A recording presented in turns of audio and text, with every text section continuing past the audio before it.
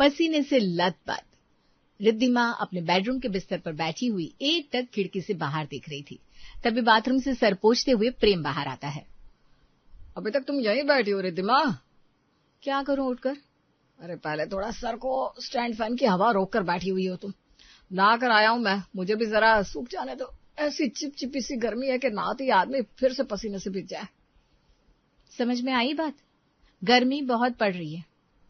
टप टप बूंद से पसीना ऐसे बह रहा है कि अगर मैं बाल्टी भरूं ना तो 2 बाल्टी पानी तैयार हो जाए, और उसमें से नमक निकालकर अगर हम अलग कर सके तो एक बिजनेस बैठे बैठे हो जाएगा। गर्मी सर पर चढ़ रही है आपके, और कुछ नहीं है मैडम। रिद्धिमा प्रेम से बात कर रही होती है, तभी अपने पति का एक पुराना घसा हुआ शर्ट पैटीकोट के ऊपर पहनकर मनीषा वहां आती है। बेटा अब से रोटियां रात को ही सेक कर रख देना, नाश्ते में ठंडी रोटी के साथ सब्जी खा लेंगे। इतने गर्मी है, गरम गरम रोटियां नहीं खाई जाती पापा जी से। वो सब तो ठीक है मम्मी जी, पर गलती से आपने ब्लाउज और साड़ी की जगह पापा जी का शर्ट पहन लिया है, वो भी काफी पुराना फटा हुआ। इसका तो पोछा बनाना चाहिए था। इसलिए तो पहन लिया बेटा, सूती कपड़े का है, इतना अच्छा है कि पहनने के बाद हवा भी अंदर बाहर आ जा रही है, तो कपड़ा भी सुहा रहा है। घर बैठे बैठे ब्रेदेबल कपड़े तैयार कर लिए। अब तू भी उठ जा बेटा, जरा नाश्ता कर ले, क्योंकि अब 1 घंटे देर हुई ना तो फिर दोपहर के खाने का वक्त हो जाएगा। रिद्धिमा बाथरूम में जाकर जैसे ही नल खोलती है उसकी नींद उड़ जाती है। बाप रे बाप, इतना गर्म पानी, ये तो लग रहा है सीधा हीटर से आ रहा है। हे भगवान, तूने गलती से अपना हीटर चालू छोड़ दिया, जरा बंद कर दे, दया करो प्रभु। गर्मी बरसानी है तो अमीरों के घर पे बरसाओ, जिनके घर में हर तरफ एसी लगा हुआ है। रिद्धिमा बाथरूम से बाहर आकर फिर से पंखे के सामने बैठ जाती है। पहले इतनी गर्मी है, उसमें इतने गर्म पानी से नहाऊंगी तो नहाने का कोई फायदा ही नहीं होगा। जाकर फ्रिज से ठंडा ठंडा बर्फ निकाल कर ले आती हूँ। बर्फ के पानी से नहाऊंगी तो कुछ देर तक तो शरीर में ठंडक महसूस होगी। और रिद्धिमा यही करती है। ठंडे ठंडे पानी से नहाकर जैसे ही रिद्धिमा अपने बाथरूम से बाहर आती है, उसके माथे पर पसीना आ जाता है। इतनी गर्मी में मैं तो बौखला जाऊंगी। एक काम करती हूँ, शहर के नीचे बैठ जाती हूँ। कितनी बार कहा प्रेम से वाटर पार्क का प्लान करो, पर नहीं, वाटर पार्क नहीं तो बाथरूम से। रिद्धिमा तो नहाने में व्यस्त थी। काफी देर इंतजार करने के बाद महेश खुद किचन में चला जाता है। इसलिए इंसान को हमेशा भरोसा खुद के हाथों पर रखना चाहिए, पता नहीं कब कौन अपना हाथ पीछे खींच ले। फ्रिज से ब्रेड निकालकर महेश उसे सेकता है और भुजिया के साथ एक प्लेट में रख लेता है। थोड़े खीरा ककड़ी भी बाहर ले जाता हूँ, बच्चों की मम्मी काट देगी, ये ठीक है। ये आपने अच्छा किया। पहले के लोग कह कर गए हैं कि सुबह का खीरा हीरा, और वैसे भी खीरा ककड़ी को गर्मियों में खाने के बड़े फायदे होते हैं। तभी अपने कमरे से प्रिंसी बाहर आती है। आज मोटर चालू नहीं किया था क्या पापा? मैं नहाने गई थी तो पानी नहीं आ रहा था बाथरूम में। पानी नहीं आ रहा? सुबह 5 बजे उठकर पानी चढ़ाता हूँ मैं, तुम लोगों को क्या पता, तुम तो सब सोए रहते हो। पानी कैसे नहीं आ रहा? महेश सोफे से उठता है और हॉल में लगी वॉश बेसिन का नल चालू करता है तो उसमें सच में पानी नहीं आ रहा था। कहीं वॉशिंग मशीन का पानी चालू तो नहीं छोड़ दिया किसी ने? अरे पहले वाला ये वॉशिंग मशीन ठीक था, ये फुल्ली वॉशिंग मशीन वैसे भी बहुत ज्यादा पानी खींचते हैं।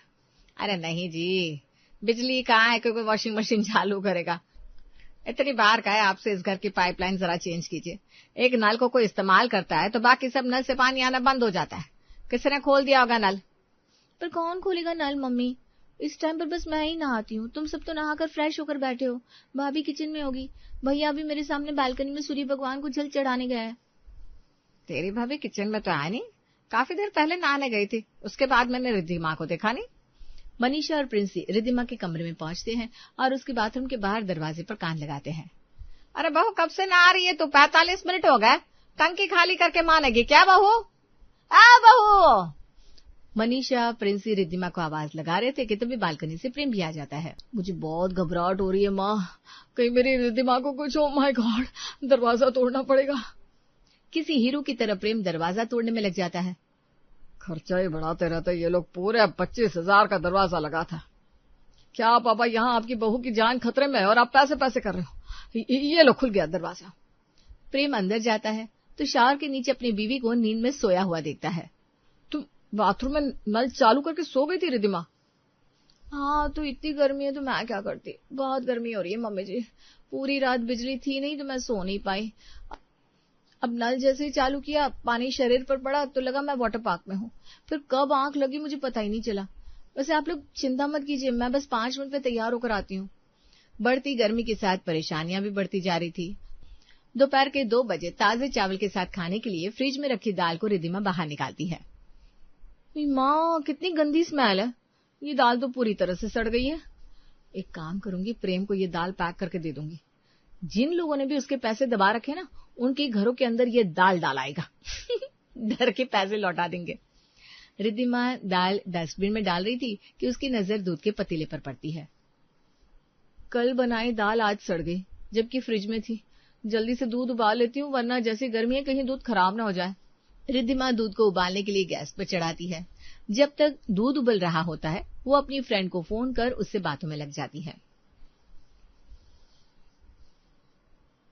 ऑब्वियसली यार, यूर राइट, बड़ी गर्मी पड़ रही है। मेरे घर में तो 3 दिन एसी है, पर ऐसा लग रहा है कि कोई भी एसी काम नहीं कर रहा। घर ठंडा ही नहीं हो रहा। तो मैंने तो इनको बोल दिया कि देखो एक प्लॉट ले लो, पहाड़ों पर हम शिफ्ट हो रहे हैं। ठंडी जगह पर एक ना बड़ा जरूरी हो गया है। पहाड़ों के बीच बसना आखिर हर जुड़े का सपना होता है। ऐसे भी जब गर्मी में हम पहाड़ों पर जाते हैं, होटल रहते हैं सारे बुक्ड, और प्री बुकिंग कर भी ली तो 2 से 3 दिन उसके ऊपर तो रुकना ही नहीं हो पाता। और सीजन पर तो चार्जेस 4 गुना 5 गुना ज्यादा होते हैं हर चीज का। अगर खुद का घर पहाड़ों में रहेगा तो आराम से पूरे 1 महीने की छुट्टी पहाड़ पर मनाई जाएगी। हाँ, बात तो सही कह रही है, पर तेरा तो ये खुद का घर है ना, इसे बेच कर लेगी क्या हिल्स पर हाउस? बेच कर क्यों लेंगे भाई, एक घर वहां रहेगा तो क्या दिक्कत है। वैसे भी इनका तो रियल एस्टेट का बिजनेस है, इन्हें तो यहाँ वहां घूमते रहना ही पड़ता है। ये रहे जहां मन में हो तो मैं भी पहाड़ों पर चली जाऊंगी। निक्की की बातों से रिद्धिमा का कलेजा फटता है, और उधर गैस पर चढ़ा दूध भी। निक्की, वो गैस पर चढ़ा हुआ दूध फट गया, मैं कुछ देर में फोन करती हूँ, बाय। रिद्धिमा हताश हो जाती है। रात को खाने की टेबल पर, ये क्या है रिद्धिमा, किसी बर्तन में खाना है ही नहीं। तुमने कुछ बनाया नहीं तो खाली प्लेट क्यों लगाई? मन नहीं था तो बोल देता, मैं खाना बाहर से ले आता। प्लीज भैया, पहली बात तो इतनी गर्मी में बाहर का तेल मसाले वाला खाना पेट में जाएगा नहीं, और दूसरी बात, जब भी मैं कहीं खर्च करने की बात करती हूँ तो आप कह देते हो पैसे बचाओ, नहीं तो फिर नया घर कैसे लेंगे। तो इस बार बाहर से कुछ नहीं आएगा। अब मैं इस घर में नहीं रहूंगी।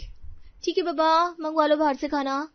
वो बात नहीं है प्रिंसी दीदी, हमारे एक एक खर्चों को बंद कर दिया गया है। कारण क्या है? नए घर के लिए सेविंग करनी है, घर लेना है, पर कब? यहाँ मेरी सहेलियां एक फार्म हाउस विदेश में बना रही है, एक घर गांव में बना रही है, पहाड़ों पर अलग ही घर है, और एक मैं हूँ जो अब तक किराए के मकान में रहती हूँ। तुमने मुझसे वादा किया था ना प्रेम कि तुम इसी साल फ्लैट ले लोगे, तो तुम वो फ्लैट पहाड़ों पर ही लोगे, एंड दैट्स फाइनल। और अपने किराए के मकान को टाटा बाय बाय कर, सारा सामान बेचकर पूरा परिवार पहाड़ों पर डाउन पेमेंट देकर एक मकान ले लेता है। अरे भैया जरा धीरे चलाओ, वादियों में ही बसा दोगे क्या मुझे? अब खुद ही अपने शहर को छोड़कर वादियों में बसने आई हो, हम तो बस मदद कर रहे हैं। अरे शुभ शुभ बोल, यहाँ घर पर रहने आए हैं हम, पहाड़ों में विलुप्त होने नहीं। अरे प्रेम गाड़ी रोको, मुझे उल्टी आ रही है, मैं अंदर ही ना कर दूं। ओ भैया जरा साइड करके गाड़ी रोको। यहाँ से गाड़ी साइड हुई ना तो सीधा खाई में मिलेंगे हम, जगह का है, और इसमें अगर गाड़ी रुकी तो पीछे लग जाएगा चक्का जाम। आप थैली में उल्टी कर लो मम्मी, पहाड़ों को गंदा मत करो प्लीज। वैसे भी हम बस पहुंचने वाले हैं तो थोड़ा कॉम्प्रोमाइज तो करना पड़ेगा। और 3 घंटे गोल गोल घूमने के बाद गाड़ी एक लकड़ी के घर के बाहर रुकती है। लकड़ी का घर? ये क्या किया प्रेम, हम लकड़ी के घर में रहेंगे? अरे दिमाग लग जाएगा इन घरों में, बर्बाद हो गए हम। जिंदगी की जमा पूंजी ऐसे लगा दी, तूने पूछ तो लेता मुझसे। अंदर चलिए पापा, बाहर ठिठुर जाएंगे हम, बहुत ठंडी है। अब रहना तो यही है, बाकियों के घर भी ऐसी ही है। सभी अंदर जाते हैं। ऐसे घर को लेने का क्या शौक था, इन लोगों को तो भगवान ही मालिक है। आप रोना बंद कीजिए, पहले मेरी उल्टी रोकने की दवाई लेकर आइए। एक तो इतना सकरा रास्ता, ऊपर से इतने तीखे मोड़ और इतनी ऊंचाई, न सही से सांस आ रही है न उल्टी रख रही है, ऊपर से इतनी सर्दी है यहाँ। ए बहू जरा गर्म पानी लेकर आ, मैं भाप ले लूं। यहाँ मनीषा रो रही थी, वहां रिद्धिमा वादियों की तस्वीरें पोस्ट पर पोस्ट कर रही थी। अरे तू तो अभी तक फ्लैट में है निक्की, मुझे देख, मैंने बस कह दिया प्रेम से कि भाई मुझे वादियों में जाना है, और देखो कितना बड़ा मकान खरीद लिया। अब ज्यादा पैसे हो तो क्या करेगा आदमी। ठंडी लग रही है रिद्धिमा, हीटर लगवाना पड़ेगा। रिद्धिमा जल्दी आओ, कहाँ हो? क्या कहा? एक और घर लेना है? अच्छा निक्की मैं फोन रखती हूँ, ये कह रहे हैं आउट ऑफ इंडिया भी एक घर लेना है, तो जरा फोटोज देख लो। फोन रखते ही रिद्धिमा दांत किटकिटाते हुए बालकनी से कमरे में आती है और सीधा रजाई में घुस जाती है। बाहर मम्मी कब से चिल्ला रही है, उनकी उल्टी आनी बंद नहीं हो रही है, उन्हें गर्म पानी चाहिए। अरे बार बार मैं रजाई से नहीं निकल सकती, दीदी को फोन करके कह देती हूँ, वो मम्मी जी को पानी गर्म करके दे देगी।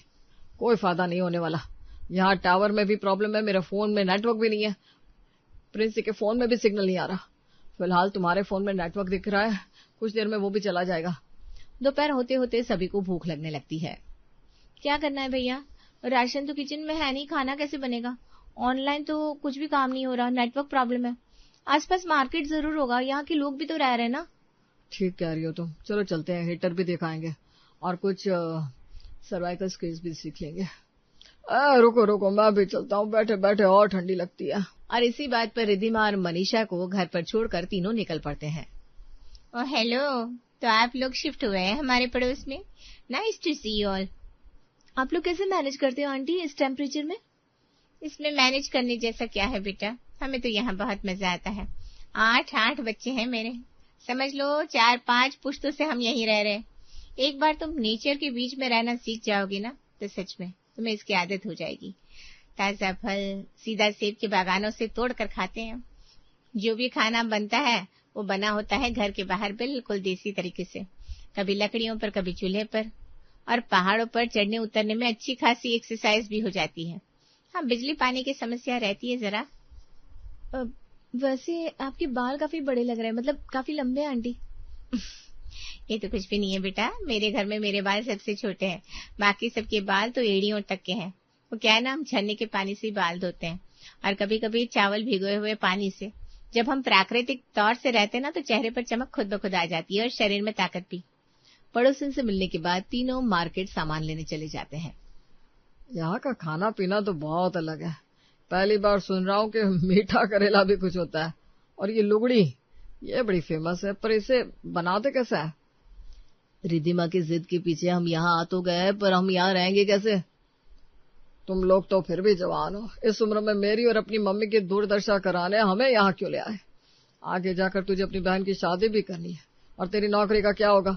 अब तो यहाँ नौकरी ढूंढता फिरेगा, क्योंकि यहाँ टावर तो है नहीं, वरना वर्क फ्रॉम होम ही कर लेता। काफी दूर पैदल चलने के बाद महेश को एक दवा की दुकान मिलती है, जहाँ से वो दवाई ले लेता है, पर लौटते वक्त उसका पैर मुड़ जाता है। पापा, अब ठीक तो है? यही तो चाहता था, तो रहे अब खुश। सभी वापस घर पहुंचते हैं और रिद्धिमा किचन में जाती है। लाइट तो है नहीं, इंडक्शन कैसे चलाएंगे? प्रेम, यहाँ सिलेंडर नहीं मिल सकता क्या? भाई हम तो अभी अभी आए हैं, अगल बगल में रह रहे हैं, उनके घर तो सिलेंडर है नहीं, तो हमारे घर कहाँ से आ जाएगा?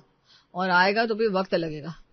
अभी तो इंडक्शन, या वो आंटी कह रही थी ना, चूल्हे पर ही खाना बन सकता है। तुम्हें ही जाना था ना पहाड़ों में बहू, जाओ बगल वाली आंटी के घर, वहां चूल्हा जला रखा है, उनके चूल्हे में खाना बना लो, और वो तुम्हें बता भी देगी कि यहाँ की सब्जियों को कैसे बनाते हैं।